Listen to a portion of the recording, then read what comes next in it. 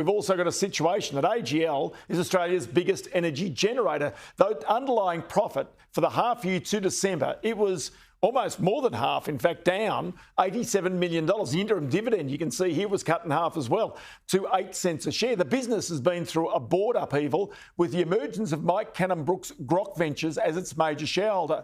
And in this half year, of course, the company was disrupted by massive spikes in coal and gas prices, price caps imposed by the federal government, and also damaging outages at one of its key coal-fired power stations, Loy Yang A. So with all of this, I caught up with the AGL Energy Chief Executive Damien Hicks today and put to him that some analysts have described the profit report as a miss.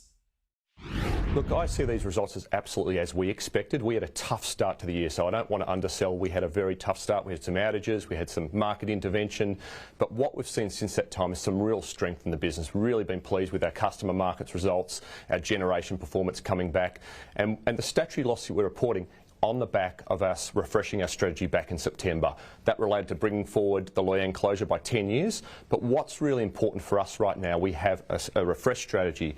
We have an approved, endorsed strategy by our shareholders, endorsed by the board, and we're going forward now to deliver that. That is what's important for us now, looking forward as to where we take this organisation to the future and how we deliver on that strategy. OK, but I want to go to some of the reasons as to why it was described as a miss, not in your mind, but in the market's mind, because that goes to the future of electricity generation in Australia. So the outages at Loy Yang, for example, that affected these results because quite clearly your retail customers, you had to go and purchase on the markets energy for those people, didn't you? That's right. So the outages we saw were not just our outages, but across the whole market. So we were called what we should shorten the market.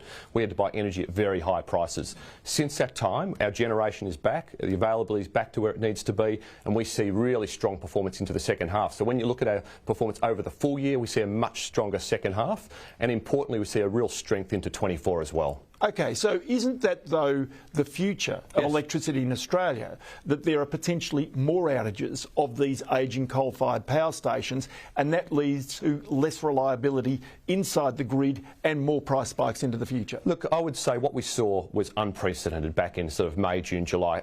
We've never seen that across the market before. There was outages that all happened to happen at the same time. You know, we spend hundreds of millions of dollars on these plants. We spend almost $400 million in capex per annum, about $800 million running these stations. Availability is absolutely critical for both the reliability and affordability, and the money we've been spending on these plants will ensure that we get that availability when we need it in the marketplace. And just to give you some examples, you know, some of that money is also about how we get flexibility into those assets. So a Bayswater, as an example, you know, 685 megawatts, we can now turn that generation down to sort of 200 megawatts. That flexibility in this new marketplace where you've got renewables in the market in the middle of the day is incredibly important, but also incredibly valuable for us. Okay.